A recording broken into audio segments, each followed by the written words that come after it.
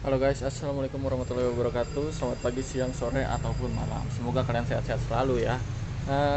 Terkait video yang kemarin yang gue bikin ya, tentang perjalanan gue ke bengkel Honda Trend Alam Sutra, apa aja sih yang gue perbaiki dan apa aja sih masalahnya. Nah, gue mau cerita dari awal ya. Jadi ceritanya waktu itu gue lagi jalan nih, tiba-tiba aja kecium bau kabel kebakar. Terus akhirnya gue cek dan ternyata sumbernya ada dari switch yang ini nih, saklar lampu depan. Apa sih yang harus kita lakukan ketika ada suatu konsleting pada mobil, khususnya untuk saklar switch lampu depan yang ini ya. Jadi, ketika kalian udah nyium bau-bau angus atau kayak kabel kebakar, sesegera mungkin berhenti, cari tempat yang aman, berhenti dulu, terus dicari sumber baunya dari mana.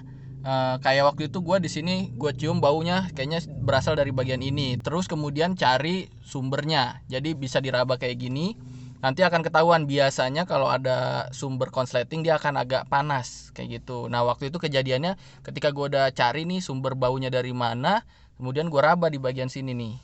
Nah ternyata panasnya tuh di bagian sini nih. Biasanya kalau untuk saklar lampu tuh konsleting panasnya di bagian sini. Di sebelah kirinya enggak. Ya udah, akhirnya gue simpulkan sementara adalah saklarnya bermasalah. Padahal lampu depan gue nggak ada masalah sama sekali. Lampu depan gue nyala semuanya. Cuma memang penyakit GD3 tuh kalau udah berumur ya, memang ada di bagian saklar ini. Udah banyak sih yang udah pada pernah ganti saklar ini. Jadi kemarin apa aja sih yang gue udah ganti di Honda Trend Alam Sutra. Nah ini gue punya partnya nih ya, gue kasih lihat. Nah ini dia guys, part yang gue ganti kemarin di Honda Trend Alam Sutra. Apa aja sih isinya? Yuk kita lihat ya. Jadi isinya tuh ada si saklar switch lampu depan kayak gini. Kemudian juga ada soket saklarnya yang kayak gini. Nah ini gue akan ngasih lihat gambar ketika si soketnya ini masih ada di mobil ya, masih terpasang di mobil. Nah gambarnya kayak gini. Jadi si soketnya ini kondisinya kayak gini, meleleh. Kenapa ini bisa meleleh? Karena memang udah usia juga ya, udah uzur dan ditambah lagi karena mungkin arusnya yang agak lebih besar ke bagian saklar ini. Kalian bisa lihat di bagian saklar nih ada pinnya yang agak ngedangak nih. Ini yang menyebabkan si soketnya meleleh. Tuh bisa dilihat di bagian dalam juga ada bekas lelehannya. Dan kita lihat juga di bagian soketnya ini parah banget ya. Di sini 1 sampai 2 pin ini meleleh kebakar habis. Nah apa aja sih yang gue beli partnya? Ya yang gue beli partnya itu ya dua ini. Untuk part yang ini si saklar switch lampu depannya gue beli inden langsung di Honda Trend Alam Sutra. Itu gue inden sekitar 7 hari kerja ya. Nah untuk perbaikan saklar switch lampu depan yang kebakar ini kalian punya dua opsi. Opsi yang pertama adalah kalian ganti si saklarnya kalau memang kalian budgetnya lumayan.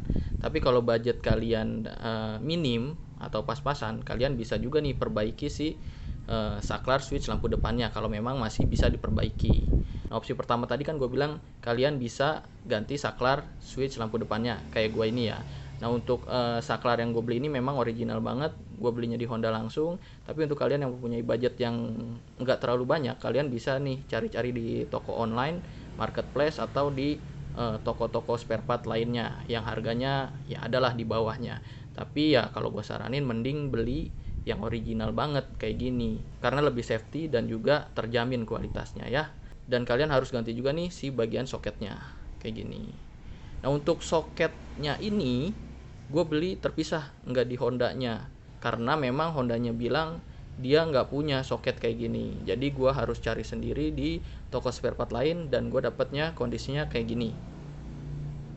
Jadi ketika gue beli tuh dapat soket plastiknya yang model kayak gini dan satu kabel pin untuk jaga-jaga kalau misalkan kabelnya memang udah nggak bisa dipakai lagi. Opsi yang kedua adalah kalau memang kalian budgetnya sangat-sangat minim dan pas-pasan, kalian bisa nih perbaiki aja si saklar switch lampu depannya ke bengkel-bengkel biasa. Biasanya sih mereka ngerti ya, paham karena memang untuk penyakit ini udah biasa sih di Honda Jazz GD3. Ini kayaknya sih saklar switch lampu depan gue nih masih bisa diperbaiki, nih masih bisa di repair.